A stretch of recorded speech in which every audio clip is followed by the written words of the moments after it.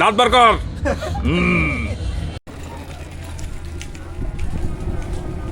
আখের এরকম শরবত বিক্রেতা পাইলে আমরা শরবত খাই, কারণ এটা সবচাইতে অথেন্টিক।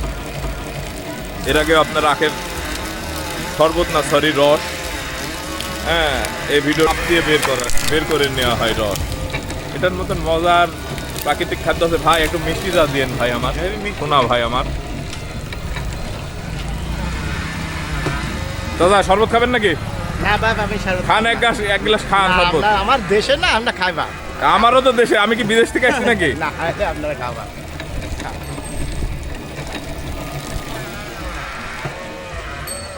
ছোট ভাই তুমি তাকাচ্ছ, আসো শরবত খাও, এদিকে আসো। এই 3 গ্লাস শরবত বানাও। তোমার নাম কি শোনা? মুস্তাকিম। কি আগে পিছে কিছু নাই? হ্যাঁ, তোমার বাবুর নাম কি, আব্বুর নাম কি? হ্যাঁ, তোমরা 2 ভাই। তোমার আব্বুর নাম কি? বাবলু। ঠিক আছে। হেভি মিষ্টি। আপনি মিষ্টি না দেন না। হ্যাঁ ভাই, আপনাকে কিন্তু বিশ্বাস করছি, ঠিক আছে? এটা বুঝি তো, মিষ্টি না দেন না। ঠিক আছে, লাগান বাড়ি। শরবত তৈরি হয়ে গেল, দেন।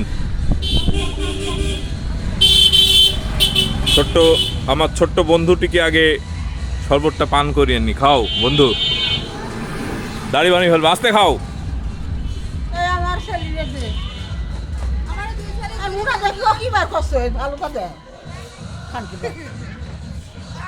শরবতটা মিষ্টি ছিল না ভাই, পাঞ্চি ছিল। জুয়েল ভাই আপনার কি মনে হলো তাই বলেন? না, শরবত ঠিক আছে ভাই। ঠিক আছে, ঠিক আছে। চাষিও চলে এসেছে শরবত খাইতে, আর এদিকে জুয়েল ভাই শরবত খাই মুস তরকারি ফেলেছে, সাদা সাদা মুস। মুস্তাকিন এদিকে আই, টাকা এটা হাসি দে, দাঁত বার কর।